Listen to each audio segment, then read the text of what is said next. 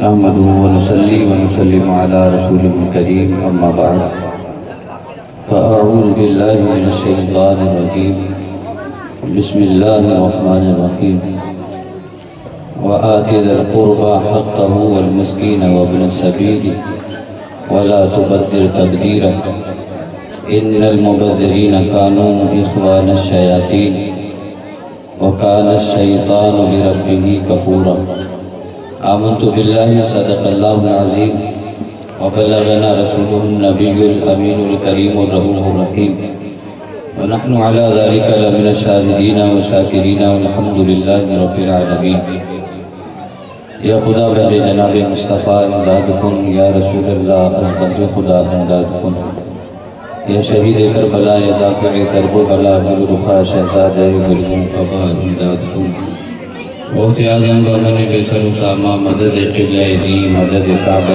ایمہ مدد بگرداب بلا افتاد کشتی مدد کن، یا معین الدین چشتی دل کی عطا گہرائیوں کے ساتھ نبی پاک صاحب الاولاق سیاہ افلاق باعث تخلیق کائنات اللہ کے محبوب دانہ غیوب منزہ عن الغیوب حضور احمد مجتبی محمد مصطفیٰ صلی اللہ تعالی علیہ وعلا آلہ وبارک وسلم کے دربار دلربار میں جھوم جھوم کر درود و سلام کا نذرانہ عقیدت پیش کر لیجئے۔ اللہم صلی علی سیدنا و مولانا محمد المعدنی جودی والکرم وآلہ واصحابہ وبارک وسلم صلاۃ و سلام علیکہ یا رسول اللہ۔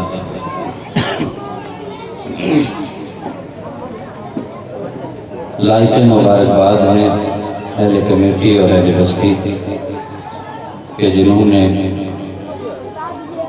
یہ مبارک اور پرسعید محفل کو سجانے کا اہتمام کیا۔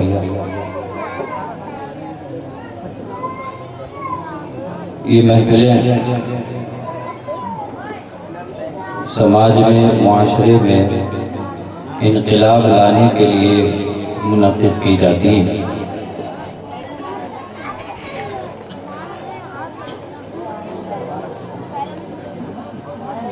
اللہ تبارک و تعالیٰ کا بے حد و بے شمار بار شکر و احسان ہے کہ رب نے ہمیں اپنے محبوب بندوں کا ذکر جمیل کرنے کے لیے یہاں پر جمع ہونے کی توفیق عطا فرمائی۔ میں آپ کے سامنے تھوڑی دیر کے لیے حاضر ہوں اور یوں سمجھیں کہ میرے بعد سے باقاعدہ جلسہ شروع ہو جائے گا۔ آپ سے گزارش ہے کہ تھوڑا سا دل جمعی کے ساتھ مجھ فقیر کو بھی سننے کی کوشش کرے۔ وہ تقریری جوہر اور وہ لفاظی پورے ہوئے تسبیح میں بیان نہیں کر پاتا، لیکن جو کچھ ہے میں آپ تک پہنچانے کی کوشش کروں گا۔ میرا عنوان سن لیجئے۔ مجھے عنوان دیا گیا تھا اصلاح معاشرہ، اور اس محفل کو حضور غوث اعظم رحمۃ اللہ تعالی علیہ سے بھی نسبت ہے، تو میں نے اپنا عنوان منتخب کیا حضور غوث اعظم کی زندگی اور اصلاح معاشرہ۔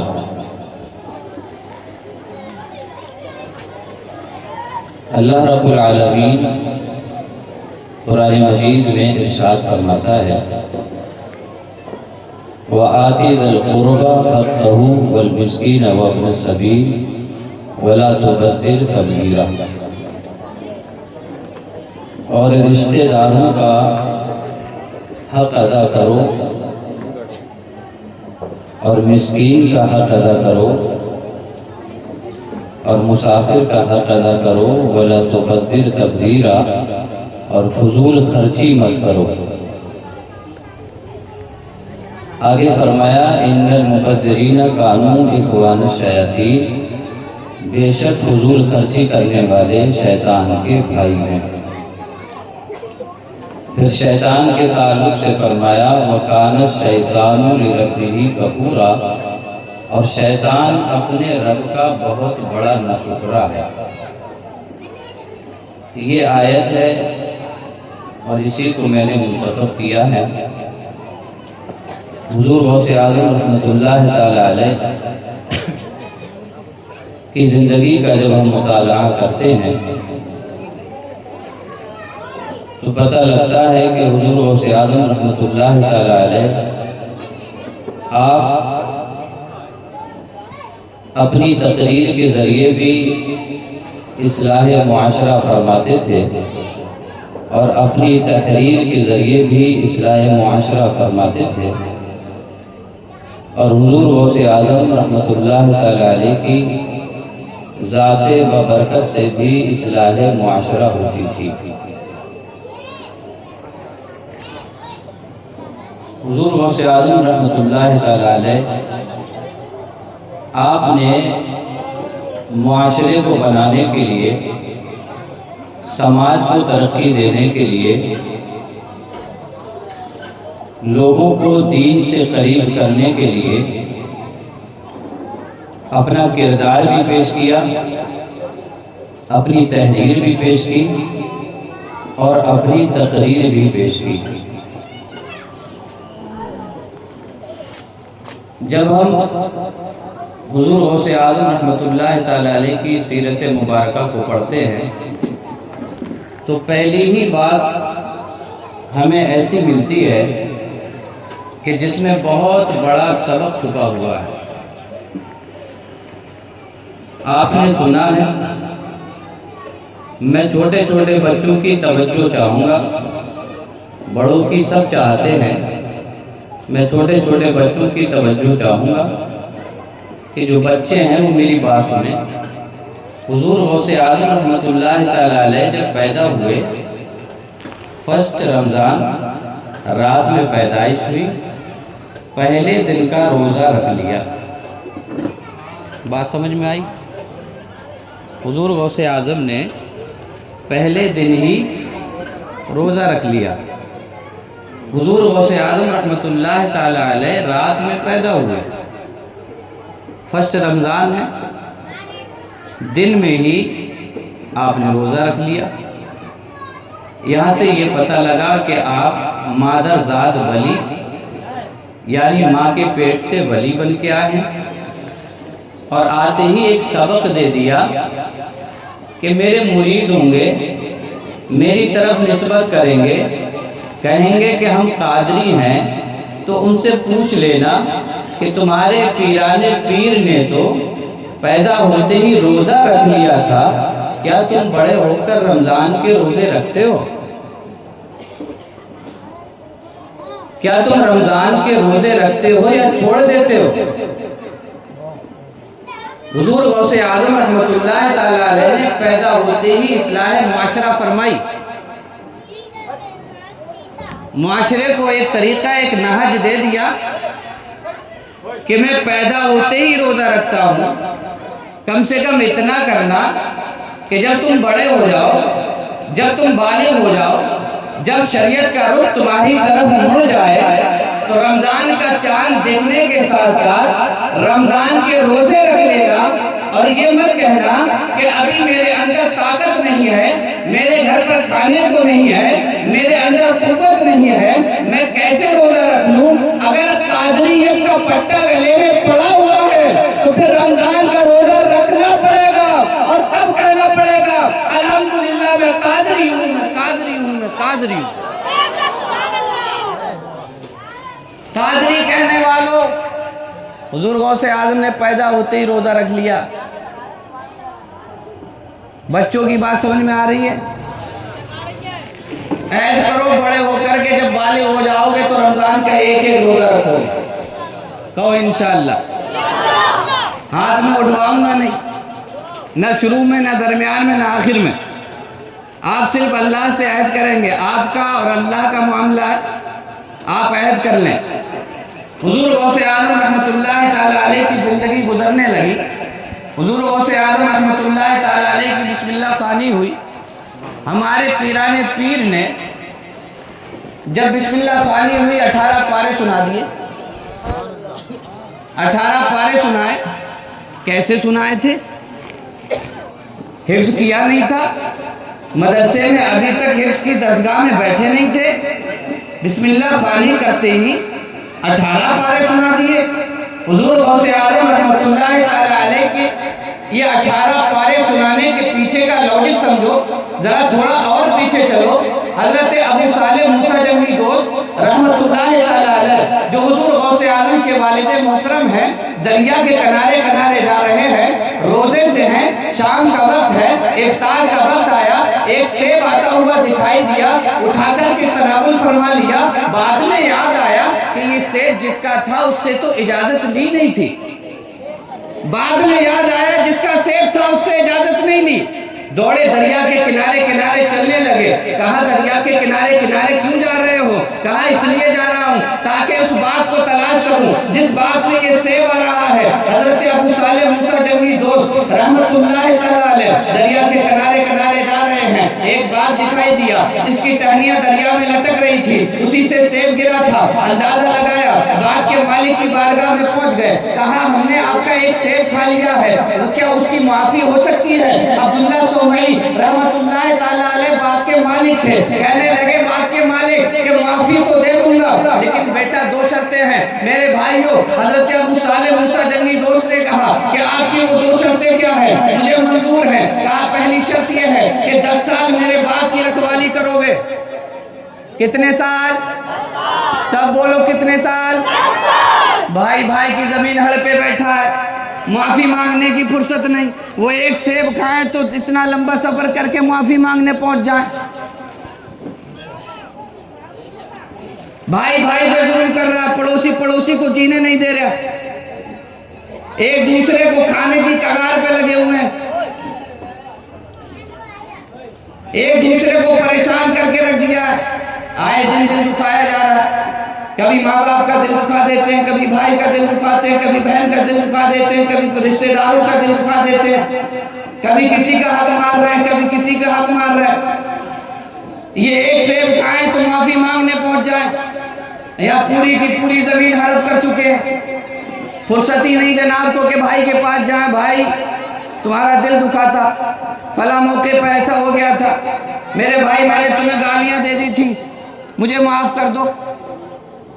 اور گالی تو اتنی عام ہے کہ بغیر گالی کے بات ہی نہیں ہوتی. آپ کی توجہ ہے؟ بغیر گالی کے بات ہی نہیں ہوتی. اب تو حد یہ ہے کہ مولوی صاحب کے سامنے پہلے تھوڑا ادب رہا کرتا تھا. بات کرتے ہوئے مولوی صاحب کھڑے ہیں تو مولوی صاحب کے سامنے گالیاں نہیں دی جاتی تھی، ادب سے بات کی جاتی تھی. لیکن اب حد یہ ہو گئی ہے کہ مولوی صاحب کھڑے بھی ہوں تب بھی بات کرے گا گالی دے کے. بغیر گالی کے بات نہیں. آپ نے آسان سمجھ رکھا ہے گالی دینا. گالی دینے والے ذرا توجہ کریں. آپ کی گالی سے کسی کا دل دکھ گیا، حضور فرماتے ہیں من آذا مسلمن فقد آذانی. حضور نے فرمایا جس نے کسی مسلمان کو تکلیف دی اس نے مجھے تکلیف دی. آپ نے تو گالی بڑا آرام سے دے دی، بڑا چلتے پھرتے دے دی. فون اٹھایا، ریسیو کیا، گالی سنا دی. کسی نے غصے میں کچھ کہا، اسے گالی سنا دی. بغیر گالی کی کوئی بات ہی نہیں ہے. لیکن سنو، حضور فرماتے ہیں جس نے کسی مسلمان کو تکلیف دی اس نے مجھے تکلیف دی. اب ذرا اندازہ لگاؤ، کسی مسلمان کا تمہاری وجہ سے دل دکھ گیا تو اس مسلمان کا ہی دل نہیں دکھا ہے بلکہ آپ نے رسول اللہ کو بھی تکلیف پہنچائی. اور حضور کو تکلیف پہنچانا اللہ اکبر کبیرہ. کوشش کیجئے اپنی زبان کو پاک رکھیے، باتوں باتوں میں گالیاں مت دیجئے، ورنہ پھر یہی شکایت کرو گے کہ مولانا صاحب دعائیں قبول نہیں ہوتی. دعائیں کیا خاک قبول ہوں گی؟ پہلے گالی سے زبان تو پاک کر لو. کبھی اس کی چگلی، کبھی اس کی چگلی، کبھی اس کی غیبت، کبھی اس سے حسد. وہ اتنی ترقی کیوں کر گیا؟ پیٹھ پیچھے ایک دم برائی کرنا شروع، سامنے ہے تعریف چل رہی ہے، جیسے ہی مڑا ہے پیٹھ پیچھے برائی کرنا شروع. ہاں بہت باتیں بنا رہا ہے، میں نے دیکھا ہے اسے، میں نے سن رکھا ہے اس کا، مجھے پتا ہے اس کے بارے میں. کیا پتا ہے تمہیں اس کے بارے میں؟ راز کی باتیں جانتے ہو، راز کی باتیں جانتے ہو، کھول دو گے کھول دو. اللہ کے رسول ارشاد فرماتے ہیں جو کسی بندے کا راز چھپاتا ہے اللہ تعالیٰ اپنے اس بندے کا راز چھپاتا ہے. اب تم نے کسی بندے کا راز کھول دیا تو اللہ تعالیٰ تمہیں بھی رسوا کر دے گا. کھولو، شوق سے کھولو، مت کھولا کرو کسی کے عیب، مت کیا کرو کسی کی غیبت چغلی، مت مارو کسی کا حق. ہمیں فرصت نہیں کسی سے معافی مانگے، وہ ایک سیب کھائے تو معافی مانگنے پہنچ جائیں. یہاں معافی کب مانگیں گے؟ شب برات آ گئی اب معافی مانگ لو. شب برات آ گئی معافی مانگے. اب ٹرینڈ چلے گا، پوسٹ آئے گی بڑا بہترین سی لکھی ہوئی اور شیئر پہ شیئر ہوگا، کبھی اس کے پاس کبھی اس کے پاس. ہزاروں گروپ میں ڈال دیا اس پوسٹ کو کہ بھائی مجھے معاف کر دیو، مجھ سے کوئی غلطی ہوئی ہو تو معاف کر دیو، آج شب برات ہے، اللہ سب کو بخش دیتا ہے تو مجھے معاف کر دیو، اللہ تعالیٰ تمہاری بھی بخشش فرمائے گا. میری ایک بات سمجھ میں نہیں آتی، تم معافی کس سے مانگ رہے ہو؟ واٹس ایپ پہ کسے شیئر کیا ہے تم نے؟ واٹس ایپ پہ شیئر کر کے معافی مانگتے ہو، گروپ میں ڈال دیا، 200 سے زائد لوگ ہیں، کیا 200 کا دل دکھایا تھا؟ کیا جتنے کانٹیکٹ ہیں سب کا دل دکھا دیا تھا تم نے؟ سب سے معافی مانگنے لگے ہو. جس کا دل دکھایا تھا وہ پڑوسی پاس میں ہے، وہاں تک جانے کی فرصت نہیں ہے، لیکن واٹس ایپ پہ معافی مانگنے کی بڑا فرصت ہے. ماں باپ کا دل دکھایا تھا، ماں باپ گھر میں پڑے، ہزاروں بار اونچی آواز میں بول دیا تھا، ہزاروں بار ہاتھ اٹھا دیا تھا، فرصت ہی نہیں. واٹس ایپ نکالا، پوسٹ شیئر کر دی، بھئی مجھے معاف کر دیو، آج کی رات معافی کی ہے. جو گھر میں ماں باپ ہے ان سے معافی نہیں مانگی اور باہر والوں سے معافی مانگی جا رہی، جن سے نہ کبھی پہچان ہوئی، نہ جان پہچان ہوئی، نہ کبھی ملے ہیں، نہ ملاقات ہوئی ہے، بس ان سے معافی مانگی جا رہی ہے. جن سے جان پہچان ہے، جنہوں نے پال پال کے اتنا بڑا کر دیا، جس بھائی نے کھلا کھلا کے اتنا بڑا کر دیا، جس بہن نے پال پوش کے اتنا بڑا کر دیا، پڑوسیوں نے نگاہوں کے سامنے بڑا ہوتا دیکھا، ان کا دل ہزاروں بار دکھا چکا ہے. کبھی فرصت نہیں کہ کبھی ماں باپ سے معافی مانگ لیتا، کبھی بڑے بھائی سے معافی مانگ لیتا، کبھی بہن کے گھر جا کے معافی مانگ لیتا، لیکن معافی مانگی جائے گی تو کس سے؟ اس سے جس سے کبھی ملاقات نہیں ہوئی. یہ ہے ہمارے ہاں معافی کا ٹرینڈ. اب وہ بھی سوچتا ہے کہ یار اس نے پوسٹ کی ہے معاف کر دیو، یاد کر رہا کہ کب غلطی ہوئی تھی، کب ہوئی تھی، بڑا یاد کیا، ذہن پہ زور ڈالا، یاد ہی نہ آیا، یاد ہی نہیں آیا کہ یار اس نے تو میرے پاس پوسٹ کی ہے معاف کر دیو، اور میں تو یاد کر رہا ہوں، مجھے تو یاد ہی نہیں آ رہا کہ اس نے غلطی کب کی میرے ساتھ، کب اس نے دل دکھایا تھا میرا. جس کے پاس شیئر کی اسے یاد ہی نہیں ہے، اور جناب شیئر پہ شیئر مار رہے ہیں، شیئر پہ شیئر کرے جا رہے ہیں کہ ہمیں معاف کر دیو، ہمیں معاف کر دیو. میرے بھائیوں واٹس ایپ والے سب معاف بھی کر دیں، والدین معاف نہیں کریں تو بخشش نہیں ہو سکتی. پوری واٹس ایپ یونیورسٹی تمہیں معافی نامہ لکھ کے دے دے، جس کا دل دکھایا ہے اگر اس نے معاف نہیں کیا تو رب معاف نہیں کرے گا. حقوق العباد کو آسانی میں مت لو. ایک بندے کا حق دوسرے بندے پر، اگر کسی کا حق مارا ہے، اللہ کے رسول صلی اللہ علیہ وسلم نے ارشاد فرمایا جس کا حق مارا ہے وہ بندہ جب تک معاف نہیں کرے گا اللہ بھی تب تک معافی نہیں دے گا، اللہ بھی معاف نہیں کرے گا. ذرا غور تو کرو، اپنے جواروں، اپنے گرد و نواح میں دیکھو، اپنے جوار میں دیکھو، پڑوس میں دیکھو، بھائی کو دیکھو، بہن کو دیکھو، اور یاد کرو کبھی ہم نے معافی، کبھی ہم نے دل دکھایا ہے نہیں دکھایا. اگر یاد آ جائے تو شب برات ہی نہیں کسی دن بھی یاد آ جائے اسی دن پہنچ جانا کہ تم ہمیں معاف کر دو. اور دوسرا ٹرینڈ یہ ہے کہ جب لوگ حج پہ جاتے ہیں تو یا تو مسجد میں کھڑے ہوتے ہیں یا عیدگاہ میں کھڑے ہوتے ہیں، کہتے ہیں بھیا ہم حج پہ جا رہے ہیں، ہمیں معاف کر دیو، کسی کا دل دکھاؤ. اور جس کا دل دکھا وہ نیچے مڑیا ڈال کے کہہ رہا ہاں تجھے تو معاف کروں گا ہی. جس کا دل دکھایا وہ یہ کہہ رہا ہے نیچے مڑیا کر کے ہاں تمہیں تو معاف کروں گا ہی میں. کرے آبو حج. میرے بھائی ایک بات دل پہ ہاتھ رکھ کے بتانا, مسجد میں عیدگاہ میں کھڑے ہو گئے معافی مانگنے کے لیے, کیا جتنے مسجد میں تھے جتنے عیدگاہ میں تھے سب کا دل دکھایا تھا؟ تو کس بات کی معافی مانگ رہے؟ اور تمہیں نہیں پتا کہ تم نے کس کس کا دل دکھایا؟ یہ بات تو سب کو یاد رہتی ہے کہ ہمارے ساتھ کس کی جھونک ہوئی تھی, کس کی نوک جھونک ہوئی تھی, کس سے لڑائی ہوئی تھی, کسے ہم نے گالیاں دی تھی, کس کی زمین ہڑپ ہوئی تھی, کسے ہم نے کب کتنی لڑائی کی تھی, جھگڑا کیا تھا, مارا تھا, پیٹا تھا, گالیاں سنائی تھی. سب کو پتا ہے کسے سنائی تھی. سب کا تو دل نہیں دکھایا. مسجد اور عیدگاہ میں کھڑے ہو کر معافی مانگنے سے کام نہیں چلے گا. ایک بار اس کے پاس پہنچ جاؤ جس کا دل دکھایا تھا, اس نے اگر دل سے معاف کر دیا تو اللہ بھی معاف کر دے گا.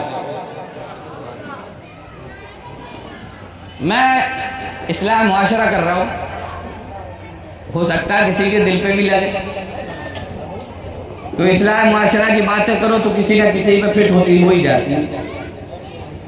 تو اگر کسی کے دل پہ لگتی ہو تو لگنے دیو, لگنے دیو. اور اکیلے میں جا کے سوچیو کہ مولانا صاحب نے بات صحیح کہی تھی یا غلط. اگر لگے کہ صحیح کہی تھی تو سورائی اٹھو اور جس کا دل دکھایا تھا اسی کے پاس پہنچ جائیے اور اس سے کہیے تو ہمیں معاف کر دو. جس کا حق مارا تھا اس کے پاس پہنچ جاؤ, اس سے کہنا کہ ہمیں معاف کر دو. ایک دوسرے کا حق معاف کرو اور کسی کا حق مارا ہے تو واپس کرو. نبی پاک صلی اللہ علیہ وسلم کے آخری ایام تھے, حضور کی وصال ظاہری سے پہلے کے ایام تھے. حضور نے حضرت بلال کو بلایا, بلال کہا جی یا رسول اللہ. حاضر ہوئے, عرض کیا یا رسول اللہ ارشاد فرمائے. کہا بلال جاؤ مدینے میں ندا کر دو. کہا کس بات کی ندا کی جائے گی؟ کہا ندا کر دو کہ حضور صلی اللہ علیہ وسلم آخری وصیت فرمائیں گے, تمام لوگ مسجد نبوی میں حاضر ہو جائیں. حضرت بلال نکلے اور مدینے کی گلیوں میں اعلان کرنے لگے. کہا لوگوں ذرا بات سنو. کہا کیا بات ہے؟ کہا ہمارے نبی صلی اللہ علیہ وسلم نے فرمایا ہے کہ حضور آخری وصیت فرمائیں گے, جسے بھی سننا ہو وہ چلا جائے. تمام لوگ, جس کی جیسی دکان کھلی تھی کھلی رہ گئی, جس کا کاروبار جیسا چل رہا تھا ویسا ہی رہ گیا. تمام اپنی دکانیں کھلی چھوڑ کے مسجد نبی میں پہنچ گئے. مسجد نبی میں پہنچنے کے بعد مسجد نبی میں جب حضرت بلال پہنچے, کہتے ہیں جب میں پہنچا تو میں نے دیکھا مسجد پوری کھچا کھچ بنی ہوئی تھی, اب کسی اور کی گنجائش نہیں تھی. حضرت بلال کہتے ہیں حضور صلی اللہ علیہ وسلم منبر پر رونق افروز ہوئے. حضور رونق افروز ہوئے. حضور نے تھوڑا سا خطاب کیا, وعظ فرمایا, اور لاسٹ میں حضور نے ارشاد فرمایا اے لوگوں میں دنیا سے جانے والا ہوں, جس کا حق مجھ پہ آتا ہو وہ مجھ سے اپنا حق لے لے. بات سمجھ میں آئی؟ جس کا حق مجھ پہ آتا ہو وہ مجھ سے اپنا حق. کون کہہ رہے؟ کون کہہ رہے؟ ہمارے نبی, ہمارے رسول, جن پہ کسی کا حق نہیں, جن کا احسان ساری کائنات پہ ہے. اگر وہ نہ ہوتے تو کچھ بھی نہ ہوتا. اگر وہ نہ ہوتے تو آسمان کی چھت نہ ہوتی. اگر وہ نہ ہوتے زمین کا بچھونا نہ ہوتا. اگر وہ نہ ہوتے تو یہ چمکتا سورج نہ ہوتا. اگر وہ نہ ہوتے تو چمکتا چاند نہ ہوتا. اگر وہ نہ ہوتے تو ستاروں کے کنکمے نہ ہوتے. اگر وہ نہ ہوتے یہ سمندر کی طغیانیاں نہ ہوتی. اگر وہ نہ ہوتے ساری کائنات نہ ہوتی. وہ جو نہ تھے تو کچھ نہ تھا, وہ جو نہ ہو تو کچھ نہ ہو. جان ہے وہ جہان کی, جان ہے تو جہان ہے. ان کا تو احسان پوری کائنات پہ ہے, ان پہ کس کا حق آئے گا؟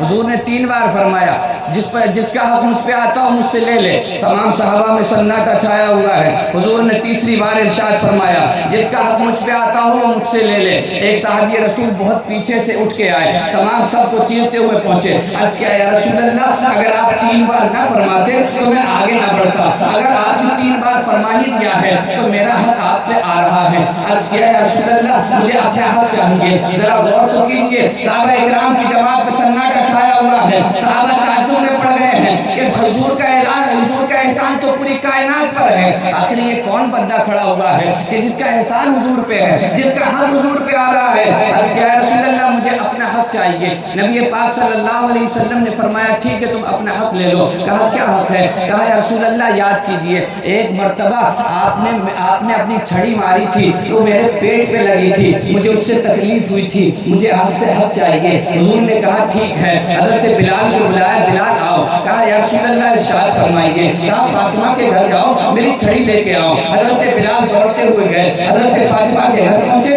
حضور کی چھڑی لی۔ حضرت فاطمہ نے پوچھا آج کوئی جنگ کا بھی اعلان نہیں ہوا ہے، آج جمعہ بھی نہیں ہے، حضور چھڑی کیوں منگا رہے ہیں؟ حضرت بلال نے کہا بی بی فاطمہ سے، کہا بی بی کیا تمہیں پتہ نہیں ہے کہ حضور آج زندگی کی آخری وصیت فرما رہے ہیں؟ حضور نے آج زندگی کی آخری وصیت فرمائی ہے۔ کہا اچھا پھر کیا ہوا؟ کہا ایک صحابی کھڑے ہو گئے ہیں اور انہوں نے کہا کہ یا رسول اللہ آپ پر میرا حق آ رہا ہے، وہ اپنا حق مانگ رہے ہیں۔ یا رسول اللہ مجھ پر حق میرا حق آ رہا ہے، مجھے حق دیجئے۔ حضرت فاطمہ نے کہا ایسا کون ہے جس کا حق حضور پر آ رہا ہے؟ حضرت فاطمہ الزہرا رضی اللہ تعالیٰ عنہ نے کہا اے بلال یہ حسن حسین کو لیتے جاؤ، جس نے بھی حق مانگا ہے میرے بیٹے حسن حسین کو آگے کر دینا۔ کہنا رسول اللہ سے حق نہ لے، میرے بیٹوں سے حق لے لے۔ حضرت فاطمہ نے امام حسن حسین کو ساتھ میں کر دیا۔ جب چھڑی حضور کے پاس پہنچی، حضور نے حضرت عکاشہ کو چھڑی دے دی، کہا لو اپنا بدلہ لے لو، اپنا حق لے لو۔ حضرت عکاشہ نے چھڑی کو ہاتھ میں لیا،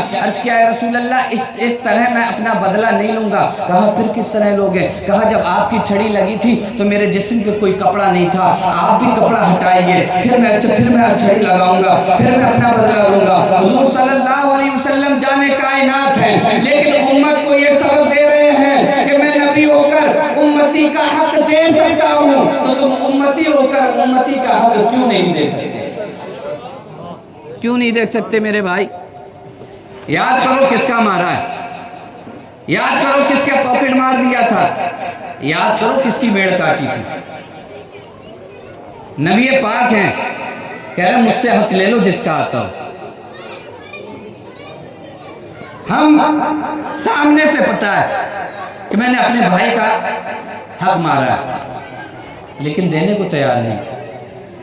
پتہ ہے باپ کے ترکے میں بہن کا حق مار چکے ہیں، لیکن دینے کو تیار نہیں۔ ہمارے تو عوام کو شاید ہی پتہ ہو کہ باپ کے ترکے میں بہن کا بھی حق ہوتا ہے۔ اگر آپ کو پتہ ہے تو ماشاءاللہ، اور نہیں پتہ ہے تو سن لیجیے۔ باپ کے ترکے میں باپ جو چھوڑ کر کے انتقال کر جائے، وہ سارے سامان میں اولاد کے حق ہونے کے ساتھ ساتھ، ان لڑکوں کا حق ہونے کے ساتھ ساتھ بیٹیوں کا بھی حق ہوتا ہے۔ قرآن نے اس کی تقسیم کی ہے، بیٹوں کے مقابلے میں بیٹیوں کا آدھا حق رکھا ہے۔ ہمارے ہاں یہ مزاج ختم ہو گیا، بیٹیوں کو حق نہیں دیا جاتا، بلکہ کہتے ہیں وہ شادی کے موقع پر ہم بہت کچھ دے دیتے ہیں۔ قسم خدا کی آپ سب کچھ دے دو، شادی میں 4 ویلر دے دو، ہوائی جہاز دے دو، سب کچھ دے دو، سونے کا بیڈ دے مارو کہ وہ سونے پہ لیٹے، سونے پہ بیٹھ کے کھائے، سونے کی پلیٹوں میں کھائے، سب کچھ سونے کا دے مارو۔ قسم خدا کی اگر باپ کے ترکے میں حق نہیں دیا تو میدان محشر میں پکڑ ہوگی، میدان محشر میں پکڑ ہوگی ان لوگوں کی جنہوں نے حق نہیں دیے۔ اب چاہے وہ بہن کا ہو، چاہے بھائی کا، چاہے باپ کا، چاہے ماں کا، چاہے پڑوسی کا ہو، چاہے رشتہ داروں کا ہو۔ قرآن کہتا ہے وَآتِ ذِی الْقُرْبَىٰ حَقَّهُ، اپنے رشتہ داروں کا حق ادا کرو، اپنے رشتہ داروں کا حق ادا کرو، قرآن کہہ رہا ہے۔ اور ساتھ ہی قرآن ایک اصول بیان کر رہا ہے، حق ادا کرو گے تو سنو وَلَا تُبَذِّرْ تَبْذِيرًا، فضول خرچی مت کرو، فضول خرچی نہیں کرو گے تو پیسہ بچے گا، تب تم رشتہ داروں کا حق ادا کر سکتے ہو۔ قرآن کی فصاحت و بلاغت پہ بھی دیکھو، قرآن کہتا ہے وَآتِ ذِی الْقُرْبَىٰ حَقَّهُ، اپنے رشتہ داروں کا حق ادا کرو، چاہے رشتہ دار باپ ہو، ماں ہو، بہن ہو، بھائی ہو، پڑوسی ہو، خالہ ہو، خالو ہو، جس کا بھی جو حق ہے اسے دو، حق ادا کرو۔ میرے بھائیوں، حضور نے فرمایا اپنا حق لے لو۔ چھڑی ہاتھ میں لی، کہا یا رسول اللہ جب آپ کی چھڑی لگی تھی تو میرے جسم پہ کپڑا نہیں تھا، آپ اپنی تمیز ہٹائیے پھر بدلا لوں گا۔ صحابہ اکرام پہ سناٹا چھایا ہوا تھا۔ بعضوں نے تو کہا کہ اس بوڑھے آدمی کو کیا ہو گیا کہ حضور سے حق لے رہا ہے، جن کا احسان پوری کائنات پر ہے ان سے حق مانگ رہا ہے۔ حضرت عکاشہ رضی اللہ تعالیٰ عنہ نے عرض کیا، یا رسول اللہ قمیص ہٹائیے۔ حضور نے قمیص ہٹا دی، کہا عکاشہ بدلہ لے لو۔ جب قمیص ہٹائی، چھڑی پہ ایک طرف رکھا، حضور کے پیٹ مبارک سے چمٹ گئے اور چمٹ کے بوسہ لینے لگے۔ حضور صلی اللہ علیہ وسلم نے ارشاد فرمایا، عکاشہ بدلہ کیوں نہیں لیتے؟ کہا یا رسول اللہ میں نے سن رکھا تھا جو نبی کے جسم سے چمٹ جاتا ہے جہنم کی آگ اس پہ حرام ہو جاتی ہے۔ بات مزے کی ہے، جہنم کی آگ اس پہ حرام ہو جاتی ہے، لیکن پیچھے بھی تو دیکھو، حضور نے حق دیا، حضور نے حق دیا۔ حضور نے فرمایا 3 بار جس کا حق آتا ہو وہ لے لے، یا جس پہ آتا ہو وہ دے دے۔ ایک صحابی پھر کھڑے ہوئے، عرض کیا یا رسول اللہ ایک بار مال غنیمت بڑھ رہا تھا تو میں نے 3 دینار زیادہ لے لیے تھے، 3 دینار زیادہ۔ حضور نے ارشاد فرمایا پھر؟ کہا وعدہ کرنا چاہتا ہوں۔ کہا پہلے یہ بتاؤ تم نے لیے کیوں تھے؟ کہا یا رسول اللہ بات یہ تھی مجھ پر قرض تھا، اور قرض کی ادائیگی کے لیے میں نے وہ 3 دینار لے لیے تھے، میں نے 3 دینار قرض کی ادائیگی کے لیے تھے۔ حضور صلی اللہ علیہ وسلم نے ارشاد فرمایا بلال جاؤ ان سے 3 دینار لے لو۔ کتنے بھلے لوگ تھے، بھرے مجمع میں کھڑے ہو گئے، یا رسول اللہ میں نے ایسے کیا ہے، یا رسول اللہ میں نے ایسا کام کیا ہے، یا رسول اللہ میں نے 3 دینار لے لیے تھے، یا رسول اللہ میں نے فلاں کا حق مارا تھا، میں آج اس کا حق دینا چاہتا ہوں۔ کتنے بھلے لوگ تھے، مجمع میں رسوا ہونا گوارا تھا، لیکن میدان محشر میں رسوا ہو یہ انہیں گوارا نہیں تھا۔ اور میدان محشر میں تو سب آن لائن چلتا ہوگا، لائیو دیکھو کس نے کس کا مارا ہے، سب دکھایا جائے گا، دیکھو کس نے کس کی میڑ کاٹی تھی۔ کہہ رہے تھے وہ تھوڑی سی تو کاٹ رہے ہیں، اس سے کیا دقت ہے، تھوڑی ایسی کاٹ رہے ہیں۔ حضور ارشاد فرماتے ہیں کہ اگر کسی نے کسی کی ایک بالشت زمین پہ قبضہ کیا تو اللہ تعالیٰ اس حصے کی 7 زمینیں اٹھا کر کے میدان محشر میں اس کے گلے میں توق بنا کے ڈالے گا، یعنی اسے رسوا کیا جائے گا۔ سمجھ جائیں گے لوگ جس کے گلے میں زمین کا توق پڑا ہوا ہے، سمجھ جائیں گے یہ وہ ہے جس نے اپنے بھائی کا حق مارا، میدان محشر میں رسوا کر دیا جائے گا۔ اور حق آج بڑا آسانی سے حق مان لیے جاتے ہیں، بڑا بے ایمانی چل رہی ہے ہر چیز میں، تجارت ہو، دکان ہو، ہر چیز میں بے ایمانی پہ اترے ہوئے ہیں۔ اپنی زبان میں کہہ لیں رونٹی کر رہے ہیں، بے ایمانی کر رہے ہیں، ایسی بے ایمانی، اللہ اکبر۔ تم بے ایمانی کر کے اپنا محل بنا لو، کاروبار کھڑا کر لو، بلڈنگیں بنا لو، کار لے لو، سب کچھ کر لو۔ حضور کی ایک حدیث سنو، ہو سکتا ہے دل جاگے۔ حضور فرماتے ہیں صحابہ سے، آتدرون مل مفلس، میرے صحابہ جانتے ہو مفلس کون ہے؟ مفلس کون ہے؟ صحابہ عرض کرتے ہیں یا رسول اللہ مفلس وہ ہے جس کے پاس دولت نہ ہو، مفلس وہ ہے جس کے پاس کھانے کو نہ ہو۔ صحابہ نے اپنی اپنی تعریفیں پیش کی۔ مفلس وہ ہے جو کنگال ہو، جس کے پاس کھانے کو نہ ہو، پیسہ نہ ہو، جس کے پاس دولت نہ ہو، مفلس ہے۔ حضور نے ارشاد فرمایا میرے صحابہ جو تم نے کہا ہے صحیح ہے، لیکن جو میں کہنا چاہ رہا ہوں وہ سمجھنے کی کوشش کرو۔ حضور نے فرمایا مفلس میں بتاتا ہوں کون ہے۔ ایک میدان محشر میں ایک شخص آئے گا، وہ شخص ایسا ہوگا کہ اس کے پاس نمازوں کے ڈھیر ہوں گے، اس کے پاس زکاتوں کے انبار ہوں گے، اس نے اپنے مالوں کی زکاتیں ادا کی ہوں گی، اس نے نمازیں پڑھی ہوں گی، اس کے چہرے پہ دنیا میں داڑھی رہی ہوگی، وہ بڑا نیک بن کے رہا ہوگا، پارسا بن کے رہا ہوگا، اس نے بہت سے حج بھی کیے ہوں گے، اس نے بہت لوگوں کی مدد بھی کی ہوگی، لیکن وہ میدان محشر میں جب پہنچے گا، پہنچنے کے بعد جب میدان محشر میں میزان عمل لگے گا، اس کے اعمال تولے جائیں گے، بڑا نیکیاں ہی نیکیاں ہیں، نمازوں کے انبار ہیں، روزوں کے ڈھیر ہیں، صدقات و خیرات لے کے آیا ہے، ہے. حضور فرماتے ہیں پھر ایک شخص کھڑا ہوگا, عرض کرے گا رب تبارک و تعالیٰ سے, اے اللہ یہ جو شخص سامنے ہے جس کے پاس نیکیاں ہی نیکیاں ہیں, میرا اس پر ایک حق آ رہا ہے. رب فرمائے گا وہ حق کیا ہے؟ بندہ حق بتائے گا, رب اس کی نیکیاں اس کو دے دے گا جس کا حق آتا ہوگا. پھر دوسرا شخص کھڑا ہوگا, وہ کہے گا یا اللہ میرا اس بندے پر حق آ رہا ہے, پھر اللہ اس کی نیکیاں لے گا اس بندے کو دے دے گا. اس طرح لوگ کھڑے ہوتے رہیں گے اور اپنا اپنا حق لیتے رہیں گے, یہاں تک کہ اس کے پاس جو نمازوں کا ڈھیر تھا وہ ختم ہو جائے گا, جو روزوں کا انبار تھا وہ ختم ہو جائے گا, اس کے پاس جو نیکیاں تھی وہ ختم ہو جائیں گی. حضور فرماتے میرے صحابہ یہ شخص مفلس ہے جو بہت کچھ لے کے آیا تھا لیکن حق مانگنے کی وجہ سے سب کچھ لوگوں کو دے دیا, اب اس کے پاس کچھ بھی نہیں بچا. حج کرنے والے کر لو جتنے چاہو حج کرو, لیکن یہ بھی دیکھو کس کا حق مارا ہے. 5 وقت نمازی ہو بڑھیا ہے, پڑھو فرض ہے, لیکن یہ بھی دیکھو کس کا حق مارا ہے. کسی کا ناحق مت کھاؤ. حضرت ابو صالح موسیٰ جنگی دوست پہنچے باغ میں, کہا 2 شرطیں.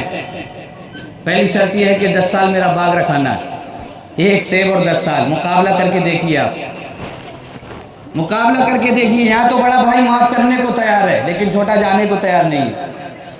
وہ 1 سیب 10 سال, اور ایک شرط ہے دوسری بھی نہیں ہے. پڑوسی تیار ہے کہ ایک بار تو آ جا, مجھ سے چھوٹا ایک بار تو آئے میرے پاس, میں اسے معاف کروں گا. لوگ اگر تیار بھی ہے معاف کرنے کو تو جناب جانے کو تیار نہیں. مت جائیے. نعرے تکبیر, نعرے رسالت, مسلک اعلیٰ حضرت شاعر ہندوستان شہباز اختر صاحب قبلہ مراد آبادی. نعرے تکبیر, نعرے رسالت. میں اپنی آخری بات پیش کرتا ہوں. 1 سیب 10 سال. یہاں کروڑوں کروڑوں ہڑ پہ بیٹھے ہیں, صرف 2 لفظ منہ پہ لانے کو تیار نہیں کہ مجھے معاف کر دو, مجھ سے غلطی ہوئی. وہ 1 سیب کھائیں 10 سال رکھوالی کریں. 10 سال ہو گئے, حاضر ہوئے, کہا دوسری شرط, کہا میری بیٹی ہے شادی کرنا ہے. کہا ٹھیک ہے, کہا سن لو کیا بات ہے, کہا بتاؤ. کہا بات یہ آنکھوں سے اندھی ہے, منہ سے گونگی ہے, بول نہیں پاتی, کانوں سے بہری ہے, سن نہیں پاتی, ہاتھوں سے لولی ہے, پیروں سے لگی ہے. کہا ٹھیک ہے کریں گے. اللہ اکبر. تقوی دیکھے, تقوی اور خوف خدا. 1 سیب کھایا تھا, خوف خدا یہ تھا کہ پہلی شرط بھی قبول کی اور دوسری شرط بھی قبول کر رہے ہیں, صرف اس خوف سے کہ میدان محشر میں کہیں 1 سیب کی وجہ سے میری نیکیاں انہیں نہ دے دی جائیں. ہم تو کیا کیا نہ کر بیٹھے, کس کس کا حق نہ گوایا ہے, پھر بھی ہمیں معافی مانگنے کی فرصت نہیں.